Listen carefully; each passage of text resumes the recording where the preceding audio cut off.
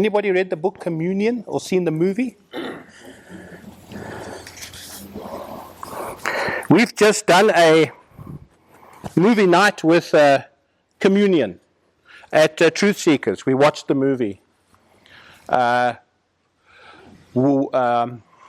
Walken plays the lead role, acting Whitley Strieber, and his account of encountering extraterrestrials at his cabin in the woods in upstate New York. So I'm going to just briefly talk a bit about Communion, then we'll go into The Fourth Mind. The Fourth Mind is the title of his latest book that he made this year. In January it was published.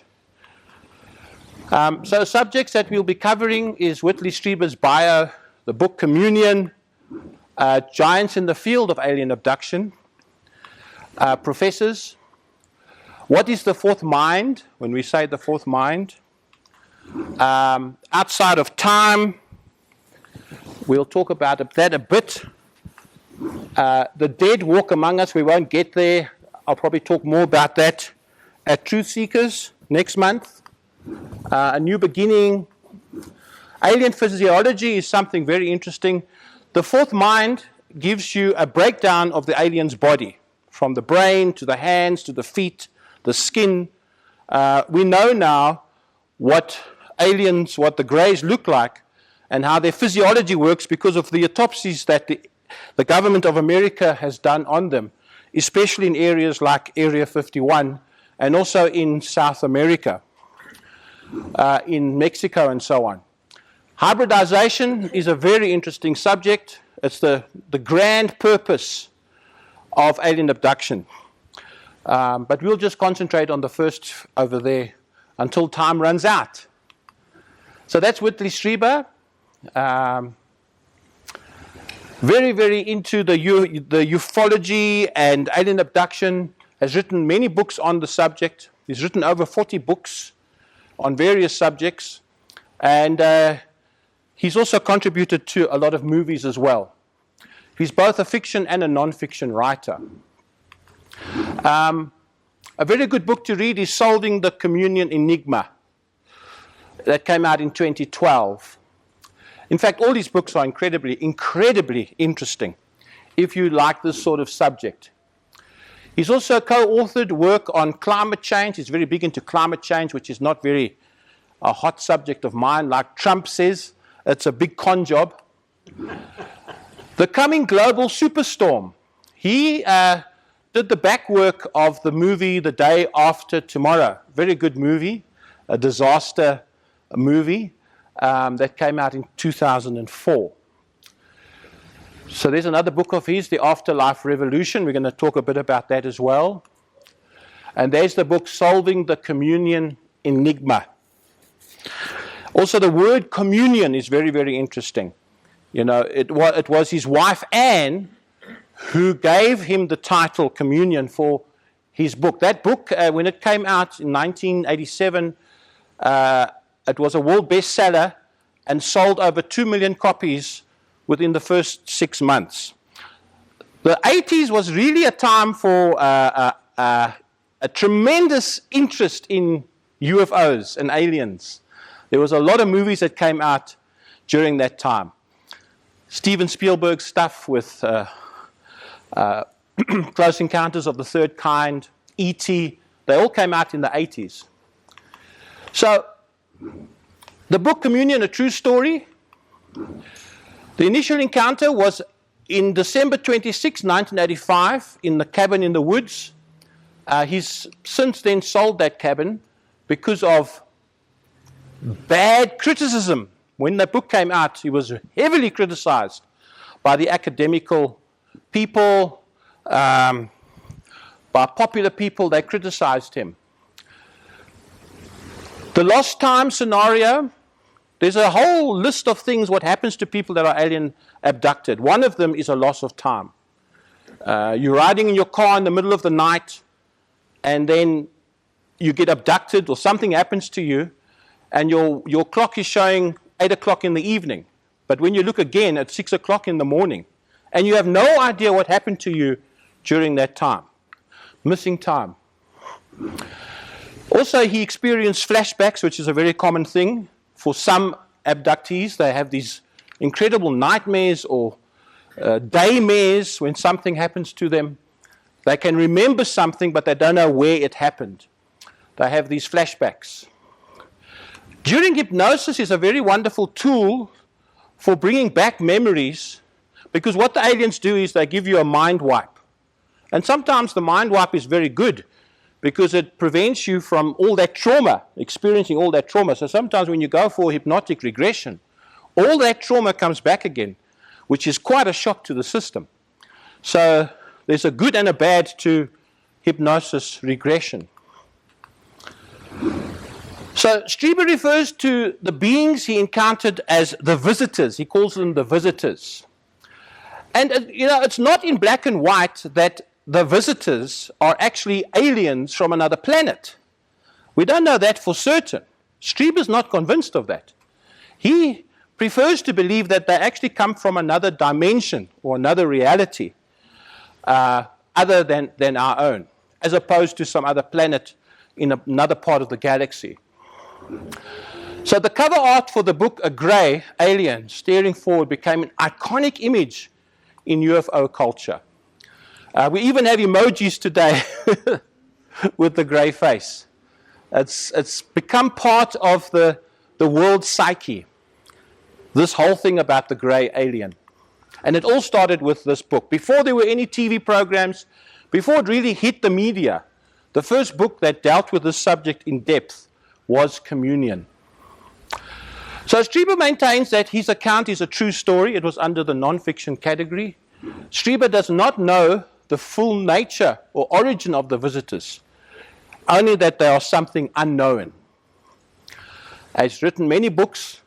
In other books, including the follow-up to Communion, is Transformation. That is, these pictures I'm showing you are from the movie Communion. And both Whitley as well as his son witnessed little blue men that came into the room. Overall, there were 3 types of aliens he saw. The one was these little blue men, horrible little, what are they, gnomes, smurfies. They're the ones that do the grunt work. They actually carry the body out. Then you get the taller greys, and then beyond them you get an even taller grey, and beyond that you get the insectoids. Now, Dr. David Jacobs gives a breakdown on the various aliens. I'll show you his book as well. But these guys do the grunt work. The greys actually perform the surgery, the medical procedures they do on the abductees, but these guys carry the bodies from the house to the UFO or to wherever they are taken.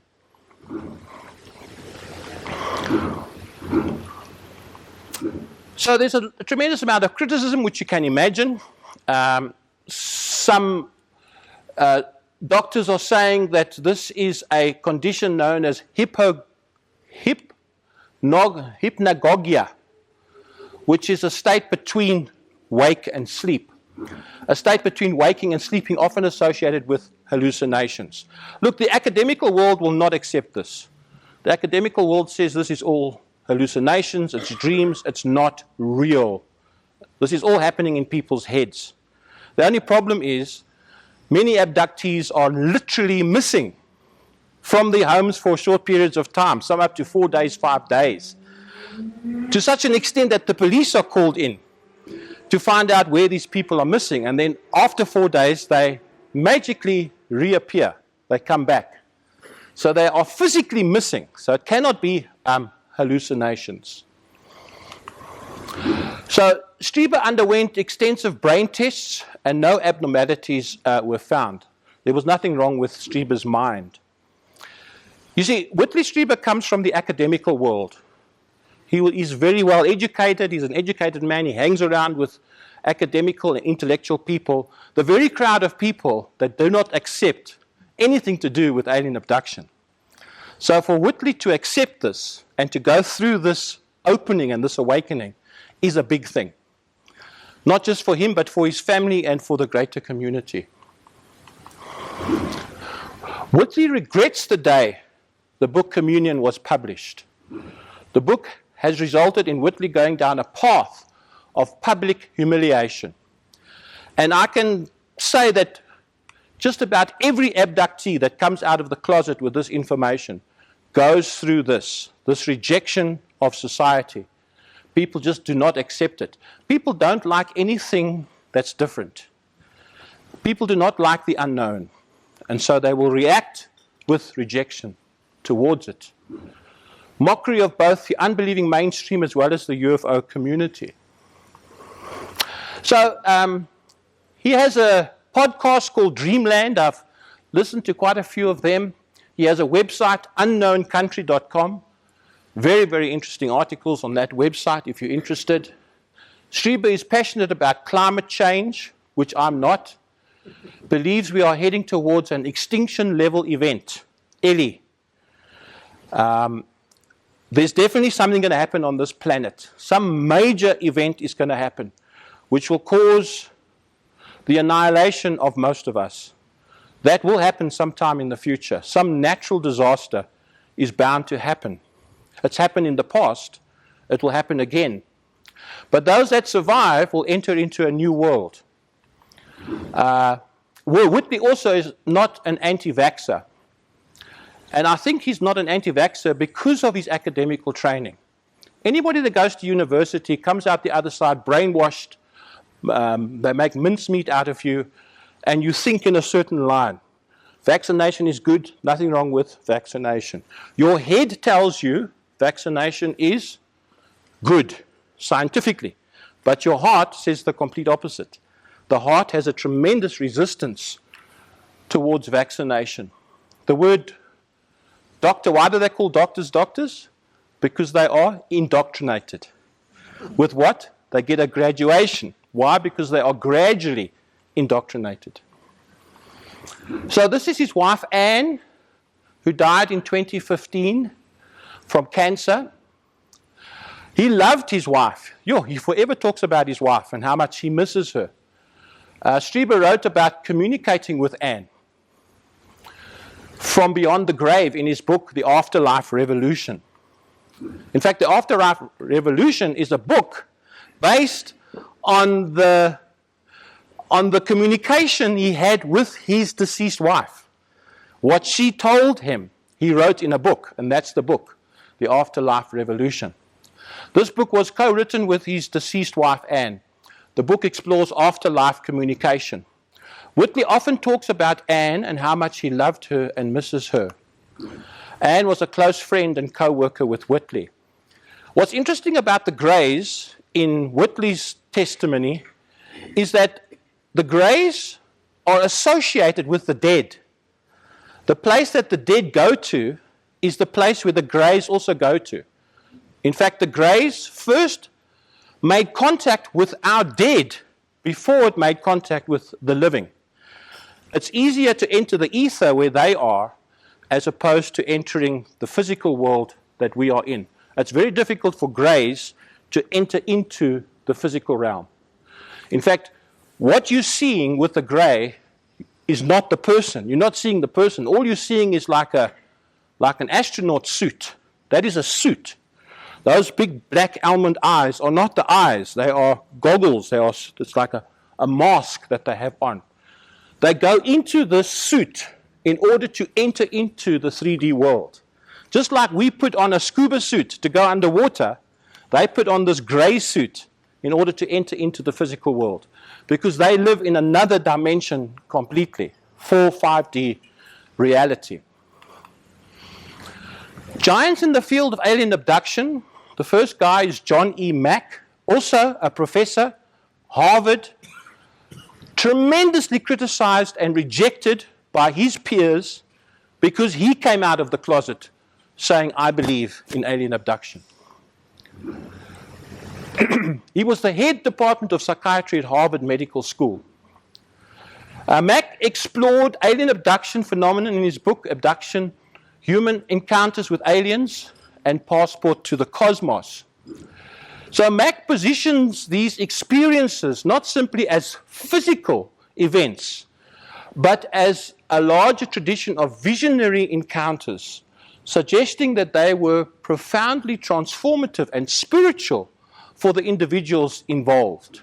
He argued that a shift from a strictly materialistic worldview to one that allows for such transcendent experiences was necessary for humanity to better understand itself and the world.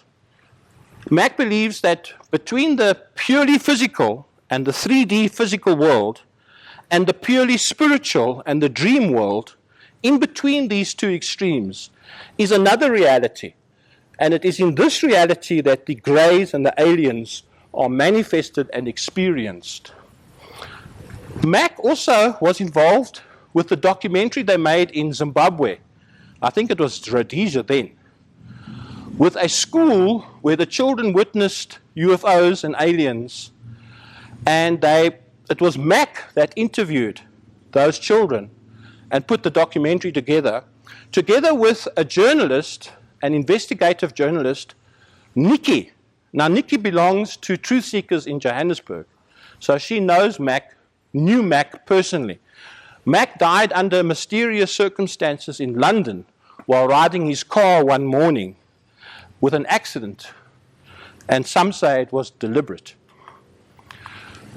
Another great giant in this field is Bud Hopkins, an American artist and author, ufologist. Bud was a prominent figure in alien abduction phenomenon and related to UFO research. He wrote a book called Intruders, The Incredible Visitations of Copley Woods.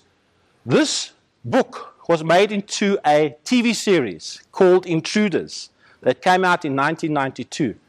It's available on YouTube, but it's a bad copy. I must get this. I don't have this one. I want to get that TV series. I remember it was brilliantly explaining the whole abduction scenario, the hybridization, the mixing and the interbreeding between humans and aliens. Extremely interesting. Intruders remains one of the most powerful and influential books ever written on the controversial subject of alien abduction. His whole book centers around the activities with aliens with a lady called Kathy Davis. There's the book, and there's a scene from the movie Intruders. By far, the most read and literate in the subject of alien abduction is this gentleman, Dr. David Jacobs. I read his books. He has 5 books. Professor Jacobs of Temple University. He's a history. He teaches history in Pennsylvania. The truth of his message is based on the validity of over 1,000 abductees that he interviewed and placed under hypnotic regression.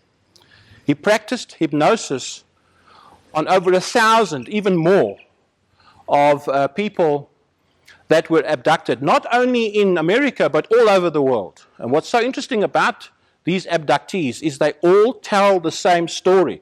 It's all the same modus operandi of how they go onto a ship, medical procedures get done on them, mind wipes, women are impregnated, later put back into society.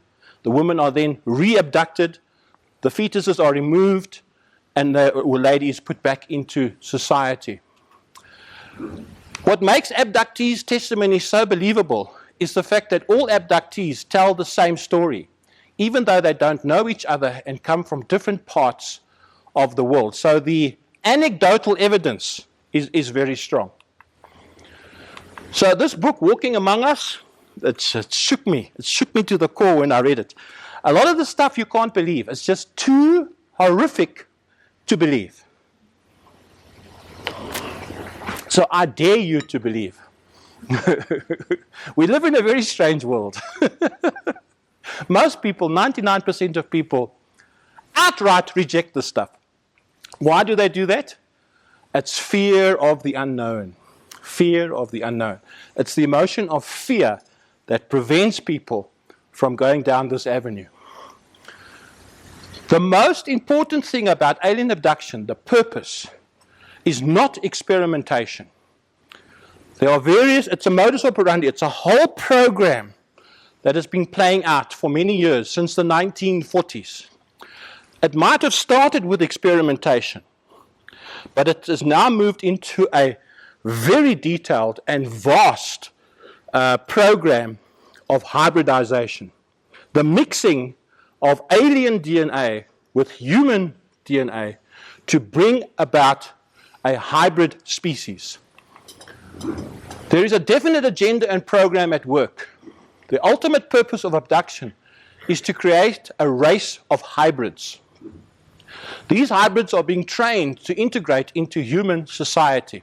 They walk among us, and we don't even know that they're here. By now, the interbreeding is so good that they look almost identical to us, although their eyes are a bit larger than ours. But they live sort of a sub-society. They are the outcasts of society. You'll find them, Strieber says he was at a shopping mall the other day, and he saw two of them in the shopping mall, taking stuff off the shelves. But they have the ability to project into your mind. So they can walk into a shop, and you don't even know they're there, because they project that they're not there. They become invisible to you. They take stuff off the shelves, they run into the forest, they live off the land like that. Scavengers, because they don't fit into society. But they have incredible abilities. Telekinesis. To speak with your mind. Telepathy. But not just telepathy. They have the ability to control you. They can actually control what you say and do. Telepathy, telekinesis, and other incredible abilities that these species have. And we're not talking about pure aliens now, we're talking about hybrids, a mixture of human and alien. They want to become one with us through the process of hybridization. Aliens that walk among us and who look like us. There is yet a further agenda beyond integration, which is called the change. That's the next step on the program, is the change, something that's still to happen in the future. So this is what aliens look like. These are drawings that abductees have drawn for us of what these aliens look like. Notice the large eyes. A mixture of grey, alien, and humans. Many of the abductees draw them with a strange sort of frail hair. Greys don't have hair, but when you mix the two together, they have a bit of hair from the human DNA. Today they don't look like this. Today you see, when these aliens interbreed with humans again, the result is even more human looking than alien looking. The change. Abductees are being given special abilities to help with the change. Abductees, hybrids, and aliens are all working together on this immense project, global acquisition of humanity. Abductees are being given telepathic and telekinesis abilities, as well as the ability to control others with their mind. Medical procedures performed on abductees have been given in both for hybridization as well as to equip abductees with special abilities. These hybrids are born on the ships. They have these huge big motherships where hybrids are born and live aboard the ship 15, 20 years, and they are trained. They are brought up.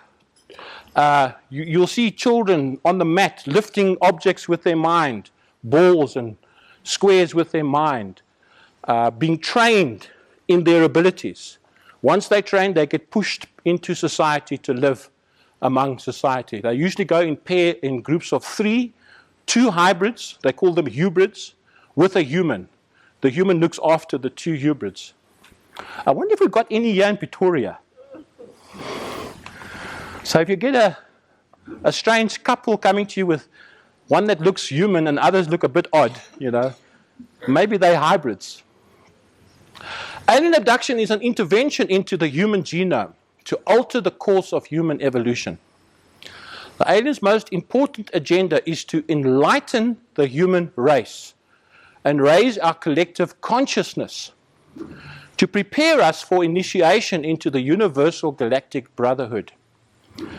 Once we become aware of how powerful, immortal, and invaluable we are, the powers that be, the cabal, will have no control over us. There is a war going on between various alien species.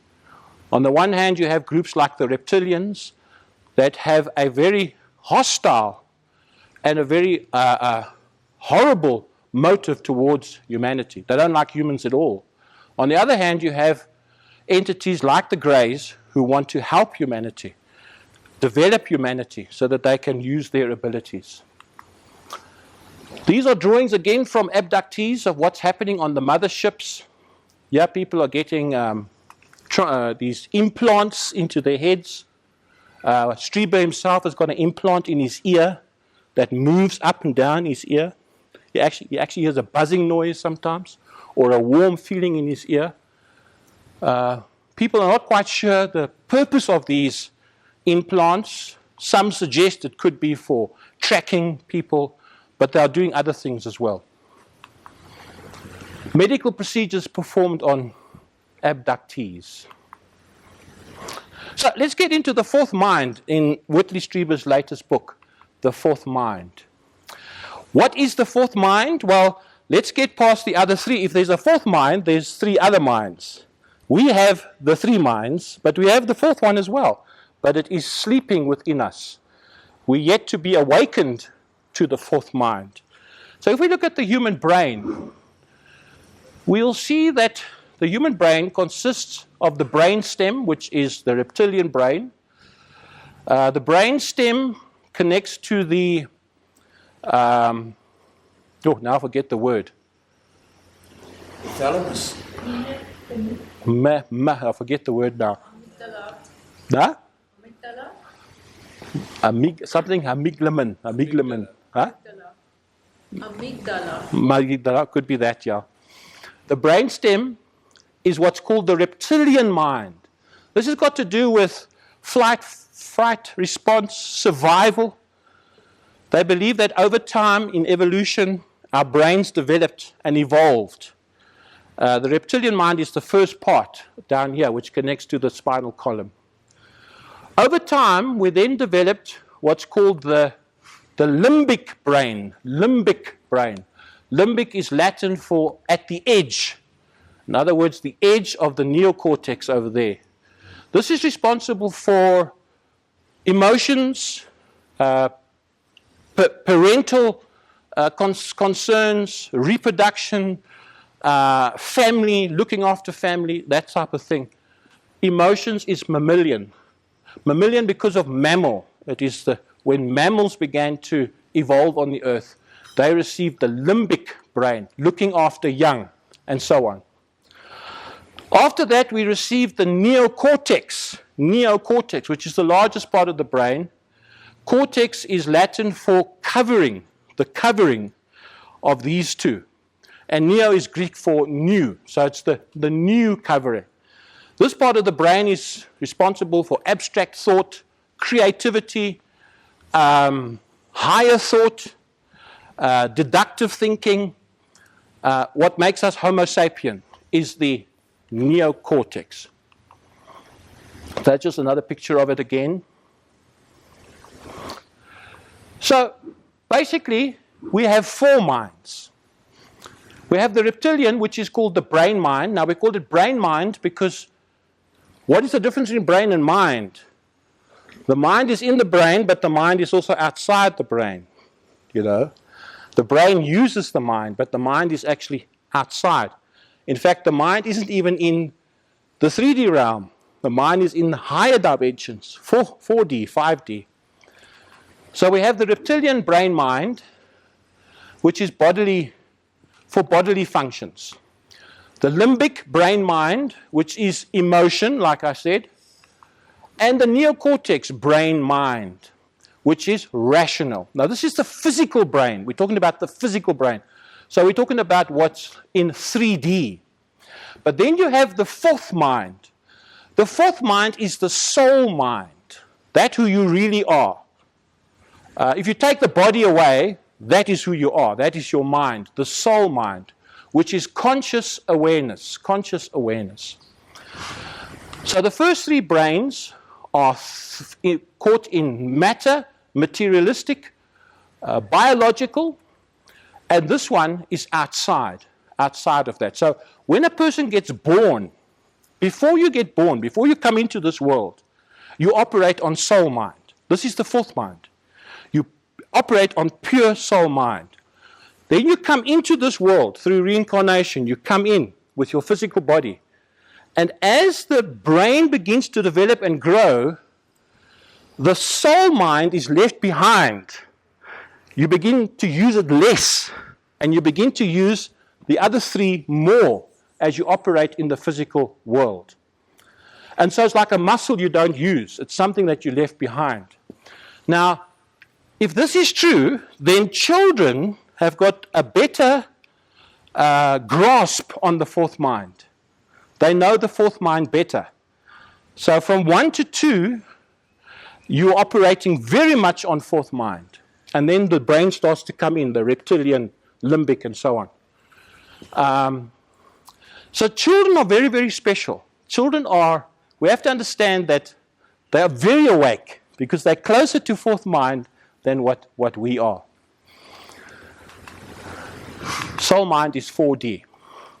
Before we come into physical existence, we operate with fourth mind awareness. When we come into physical existence, we lose fourth mind abilities, which is very sad. Because with fourth mind abilities comes incredible powers that we can use.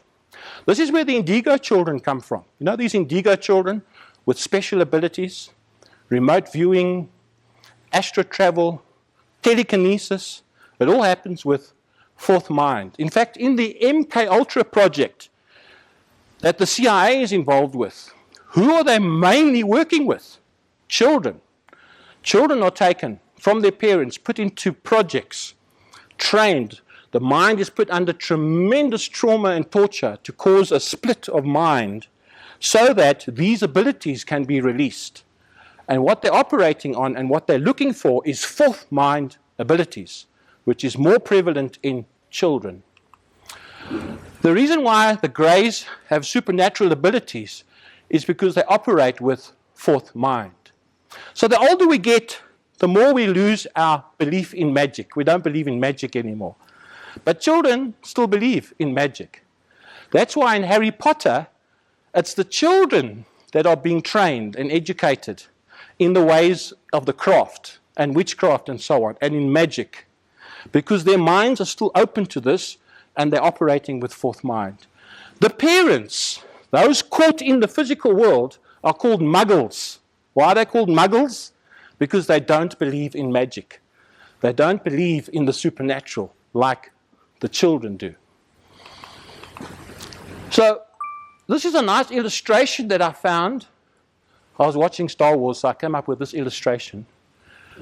In Star Wars, when Luke Skywalker, and notice it's the young Luke Skywalker that is trained by Obi-Wan Kenobi in the ways of the Force. The Force is just a metaphor for the fourth mind. Luke Skywalker destroys the Death Star. He initially attempts third mind brain power, technology, but fails. So he's in his little spaceship, his X-Wing, trying to shoot missiles into the Death Star to make the whole Death Star explode. And he's got this technology, missile guiding technology, on his eye. And he's trying to guide these missiles. And when he shoots the missiles, they don't reach their target. And then he hears a voice behind him. He hears the voice of his deceased mentor, his model, his guide. And that is Obi-Wan Kenobi, who tells him, let go, let go. What's he mean? Let go of third mind ability. Let go of brain ability. Let go and use the Force. In other words, use fourth mind ability. And when he did that, when he lifts the goggle thing, and he guides the missiles through telekinesis. He moves those missiles with his mind, in fourth mind. That's when the Death Star explodes. However, when Obi-Wan Kenobi encourages him to let go of conventional cerebral power and embrace the fourth mind, the Force, the missiles are guided to their target by the fourth mind rather than technology. And we have to learn this now. As we grow and as we develop, old people, there's one thing good about getting old. Your fourth mind abilities start developing again because you're leaving the cerebral behind. You're going now into fourth mind again because you're closer now back to 4D the older you get. So there's old Luke Skywalker, and here's his ship shooting the Death Star with fourth mind. Aliens believe that teaching us to operate with fourth mind is crucial because only those with this ability will save our planet from destruction. Our planet will not be solved with traditional thinking and with conventional 3D thinking. We have to move beyond that now. We have to use a muscle that we've never used before, and that is fourth mind. The young Skywalker demonstrated this when using fourth mind powers saves the planet Alderaan from imminent destruction from the Death Star. So even the smallest person can change the course of the future. And this is what the aliens hope. The aliens hope that we operate in fourth mind as we move into the future.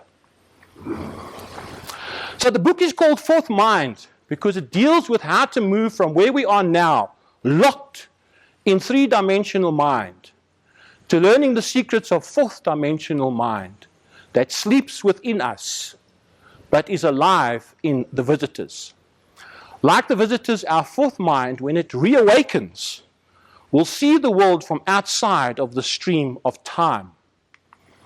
For them, this godlike vision has been a mixed bag. You see, aliens can operate beyond time. They can move out of the stream of time. But it's both a blessing and a curse to come out of time. And the difficulty it has caused them is the reason for them being here. They have gained something close to absolute knowledge, God-like knowledge. The aliens have extremely immense knowledge of the past, the present, and the future. Seeing the world from outside of time has fatally separated the visitors from the creation, in the sense that they know too much to experience much of anything as new. Nothing to them is new because they're already there.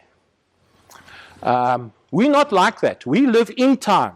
We live in this now moment. Hello. And we don't know what's going to happen the next second from now. We don't know that a young gentleman's going to walk into our meeting at this moment because we don't know the future. So it's very exciting to live in this time-based reality. Now, if you were an alien, you would have known that this gentleman would have walked in. So it's been there, done that. You would have really already known that. If you were an alien now, you would know what the next slide looks like.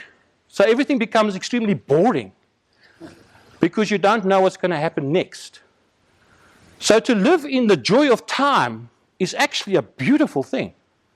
It's wonderful to be alive in this 3D world because the future is uncertain to us. Seeing the future is seeing the hidden mind of God. It's appearing beyond the veil, looking beyond the veil, which can have serious consequences on your emotional and psychological well-being. Seeing the future has destroyed their sense of spontaneity. The Greys have got no creativity. If you go on board their ships, there's no paintings, there's no music, there's nothing. Because not only are they non-individualistic, they have a corporate mind, they have just one mind, they also know so much and know everything that there's no creativity. The energy of creativity is gone. For them, little that happens can ever be surprising. For us, every second is always new. The visitors are trapped in a prison of knowledge. We can help them spring the trap, and they can in turn help us recover fourth mind. So it's a mutual beneficial arrangement between them and us. They can help us, and we can help them. Living outside the stream of time feels like a cheat.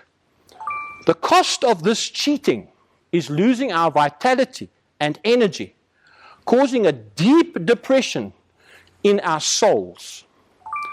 The secret to bliss and happiness is to remain in the stream of time, but to become fully self-aware. And to become fully self-aware is to utilize fourth mind. Living outside of time not only takes away our spontaneity, but also our creativity. Living in between is ideal. What's that? Living in between is ideal. It's ideal. It's ideal. That's why I made this slide this orangey color, because of all the slides, this one is the most important. If you can go home just with this slide, then you will have a breakthrough. Operating with fourth mind while remaining in the stream of time is more powerful than we can imagine. This is what the aliens have lost. The aliens have the ability to move outside of the stream of time. But in doing that, they've lost the joy of time. They've lost the joy of the uncertainty of the future. And they want it back. They want it back very bad. That's why they're here. That's why they're interacting with us. Because what we have, they want. Not knowing the future is a good thing. Because we can then change the future.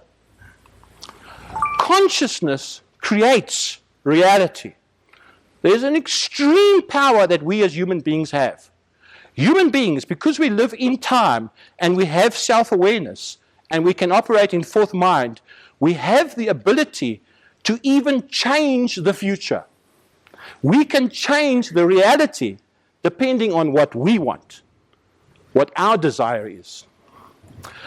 And consciousness can create the future you desire. That's powerful. That is powerful.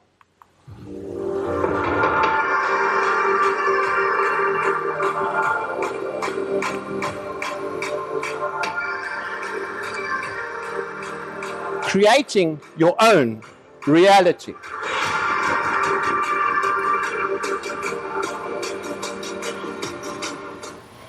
So it's extremely important to understand this concept that we can actually change the world around us. The only problem with the future is, for some strange reason, we have an incredible, I don't know what it is, but whenever we see the future, we always have a negative outlook on the future. We think about the future a lot. Have you noticed how much time you give to the future? We don't, as Eckhart Tolle teaches us, live in the eternal now. We struggle to live in the eternal now. We are constantly worrying about the future. Oh, is there going to be electricity when I get home? Oh, have I got enough petrol in my car? Oh, where's all my money going? We constantly worry about what's going to happen in the future. The opposite should take place. Use the muscle of fourth mind and create your own future. It's possible because consciousness creates reality. The way you think will work out your future. So if you have negative thoughts about the future, guess what? Negative things will happen. If you have positive thoughts about the future, positive things will happen.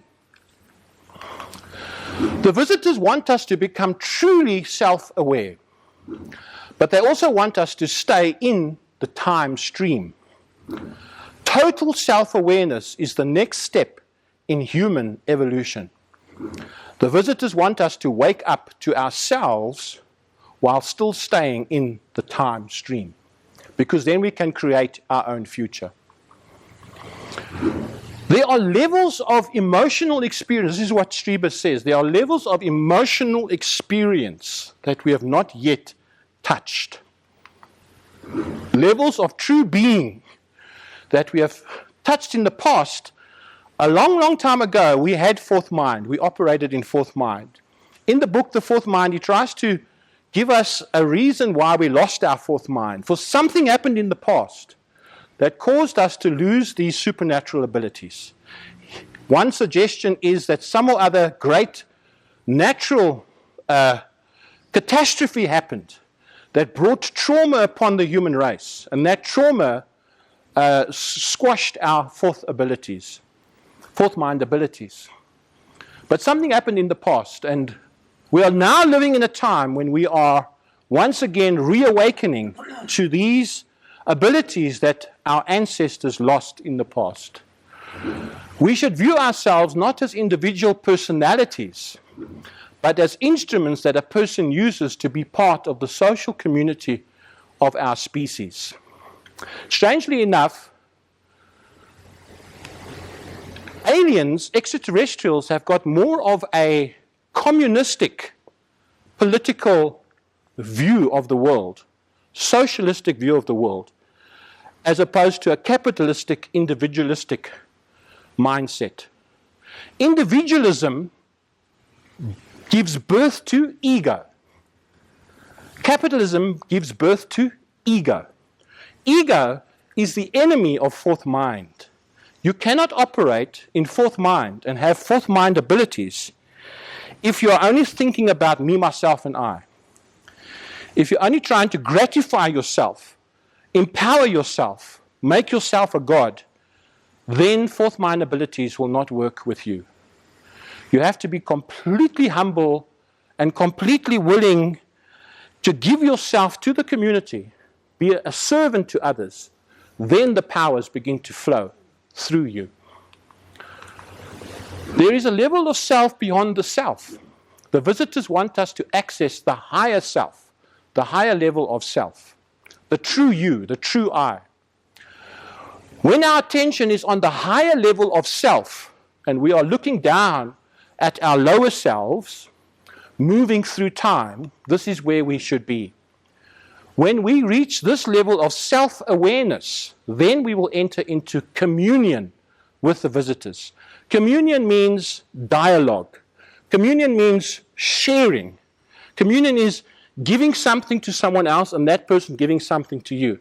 Communion is becoming one with the aliens, with the extraterrestrials. This is what communion is. Communion means that they can share their experience with us without them overwhelming us, possessing us, or destroying our journey of the soul. And we can share our experience with them. They don't want to destroy us. They don't want to harm us or harm our soul experience. But at the same time, they want to have communion with us. This is dialogue and this is communion. So aliens are sad or feel a lack because by living outside of time, they experience all moments as inevitable. Been there, done that. Losing the excitement and novelty of life and a sense of true living.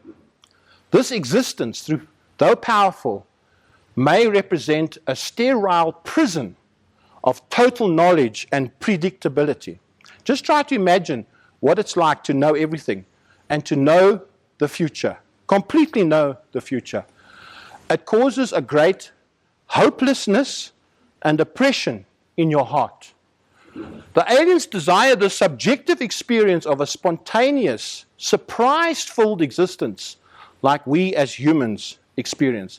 It's actually incredibly wonderful to be a human being. We're always trying to think it's better to die and go to the other side. Really? The spirits, they don't know what an apple is. They can't eat an apple.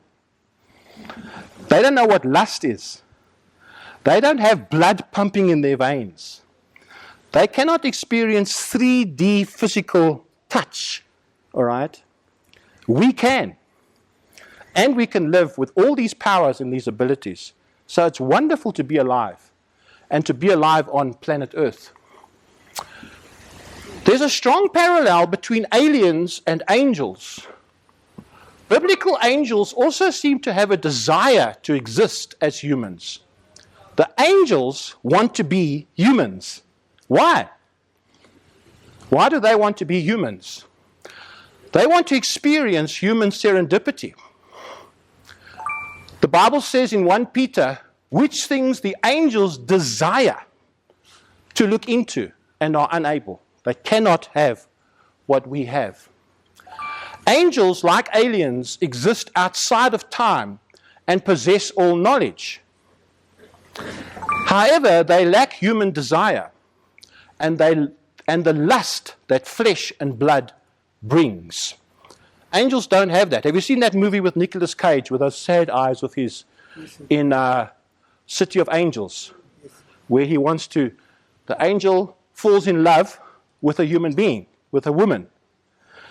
He so desires to be with her that he gives up his angelic status and falls. You see that scene where he falls down to earth and becomes a human. For the first time in his life, he bleeds. For the first time in his life, he picks up an apple and eats it and tastes the beauty of an apple in his mouth. For the first time in his life, he kisses a woman and feels all those sensations.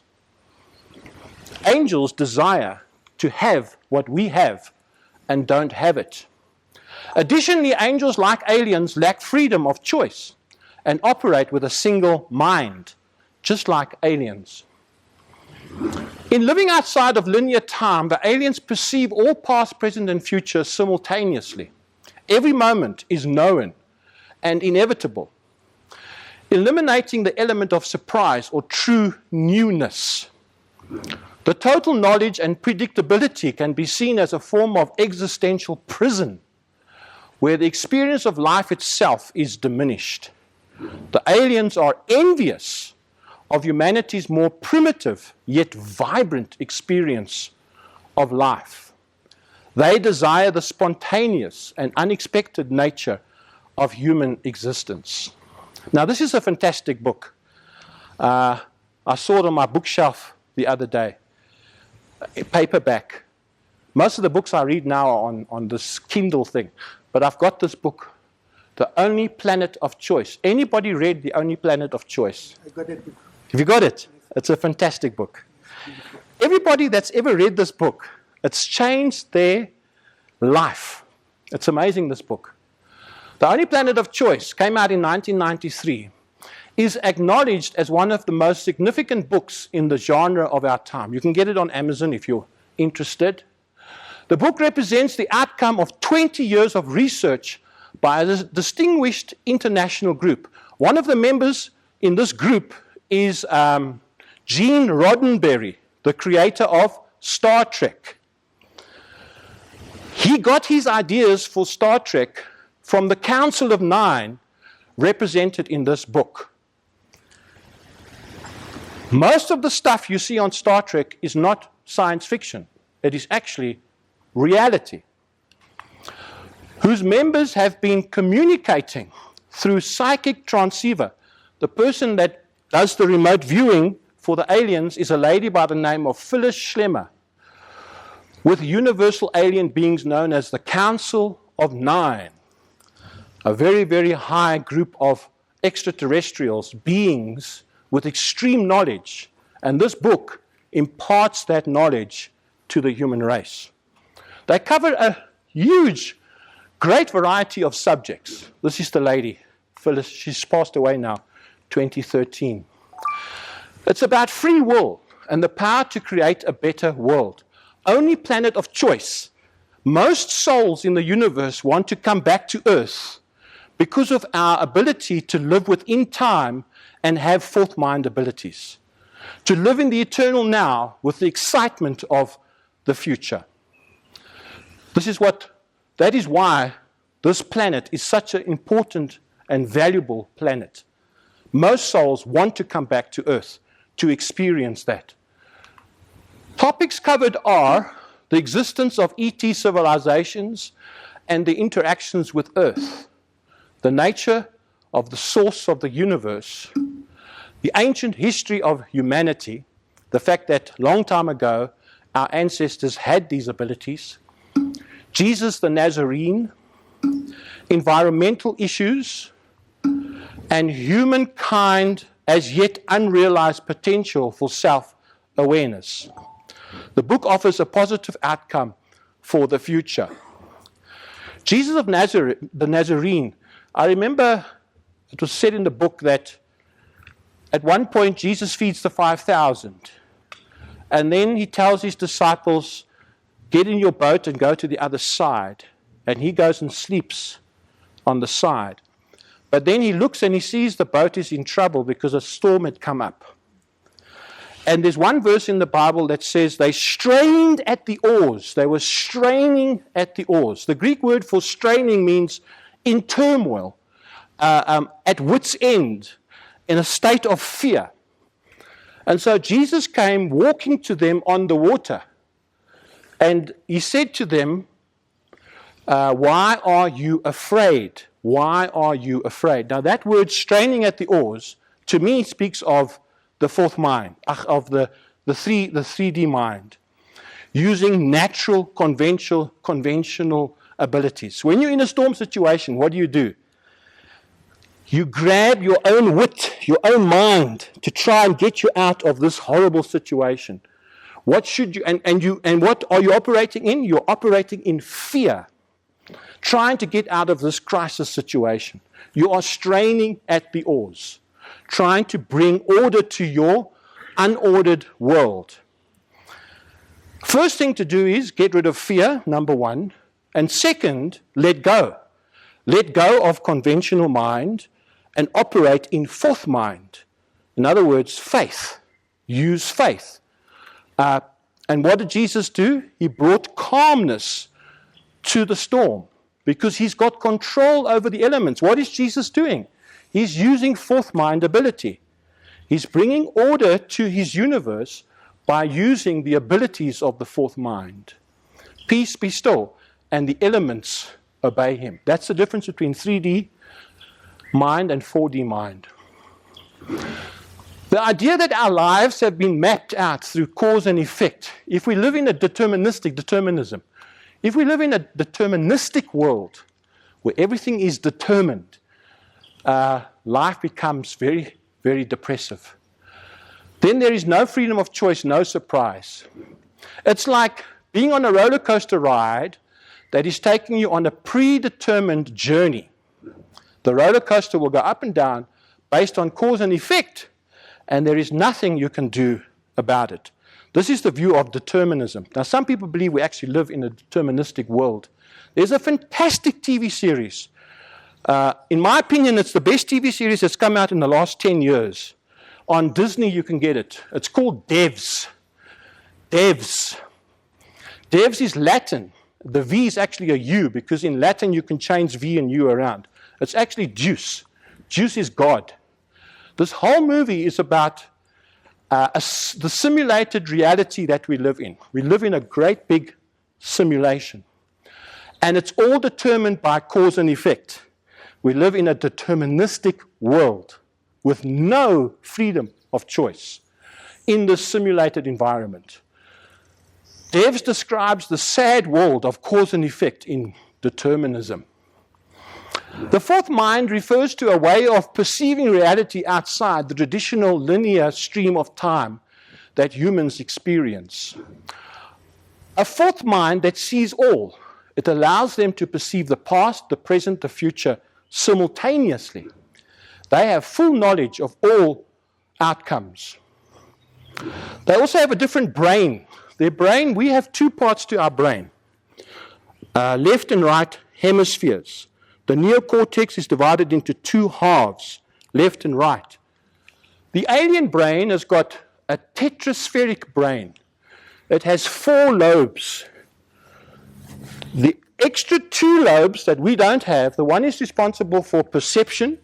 It's the physical ability that aliens have to move out of time into 4D and 5D. The other lobe is responsible for 4-mind stuff. Telekinesis, telepathy. They have the ability to move through walls. They can actually walk through walls by changing the molecular structure of their bodies. This is done with the 4th lobe of the mind. This ability to perceive outside time grants immense power and predictability. But it may also remove the very elements that make life engaging and worth living for sentient beings. In essence, the aliens' existence outside of time is a double-edged sword, a source of incredible power and knowledge, but also a source of profound existential emptiness and a lack of the fundamental experience of surprise that is integral to life, the agony of inevitability. A complete knowledge of all time with no element of surprise. Every moment is inevitable and nothing is ever new. This state removes the fundamental joys of discovery and spontaneous experience. This is my dog, Venus. That's a boxer. Diana's met my dog. Dogs see a sadness in our eyes because we know a future that they are unaware of. Dogs are always happy. Why are dogs always happy? Whenever you get home, they jump up and down, they're full of joy. Why? Because they don't know the future. We know the future a little bit better than what they do. When they look in our eyes, they actually see a sadness in us because we know a future that they do not. Venus has no idea what will happen tomorrow. They don't know if we're going away tomorrow or we're going to be home tomorrow. They don't know the future at all. They don't have plans the way we have plans for the future. Dogs are happy in their ignorance. It's good to be ignorant, to have this ignorant, they say ignorance is bliss. Dogs teach us to live in the eternal now. It's very therapeutic to hang around with a dog because they show us what it means to live in the eternal now. My wife, Sandra, she goes to a handicapped school in Reimsig and gives them art. These pictures here are the art that she does. Incredible with these, there's some of them that are autistic, but there are others that are worse. They've got all different types of mental problems. A lot of them caused by doctors that did something at birth, a wrong procedure at birth. Why are they forever smiling? Why are these people forever smiling? These handicapped children. It's the same as the dog. They live in the eternal now. Why do handicapped children seem so happy? It's because they have little knowledge of the future. They live day to day in the security of their routine, and they're forever smiling. And we envy them because they aren't burdened by the worries and agony that knowledge of the future brings. Aliens envy us for the same reason. A déjà vu existence. Strieber has experienced brief moments of perceiving existence outside of time. When you move outside of time, it is initially startling, and then a horrifying state of permanent déjà vu overwhelms you. The visitors are trapped in this profoundly limiting and agonizing reality. One's life is predetermined. You are on the tracks of a roller coaster, and you cannot change the course, the deterministic viewpoint. This sadness and depression of aliens is the primary drive for their intense interest in humanity. The visitors' interactions are not an act of hostility or malice, but a headlong and precipitate effort to connect with a species that still has access to the present moment. They desperately want to connect with us and share what we have in the joy of time. They study us because we possess what they have lost, the ability to experience life as a sequence of new and unfolding moments. One person described moving out of the stream of time like this. The aliens were pulling him out of time. He felt it. He felt time slipping away from him. He said it was like glass shattering, the crashing of glass all around him. And then he heard his own voice crying out from within him, saying, "Oh my God." There will be a resistance when you move out of time. It's like putting your head into water, underwater. We don't want to lose the experience of time. Time is important to us because it gives us food for the soul. The body is feeding the soul experience. Our souls are being enriched by the experience of life in time. If we end up like the aliens outside the experience of life, like fishermen on the shore, instead of fish in the water, then we are in trouble, because our futures will no longer have the power to surprise us. The energy is gone. The creativity is gone. And that's why he cried out, "Oh my God." When you can see your entire life and lives, not just this life, but every life you're ever going to live in the future and every life that's ever gone before you backwards, if you can see all that, when you see the beginning from the end of your life outside of time, it gives you a feeling of hopelessness and despair.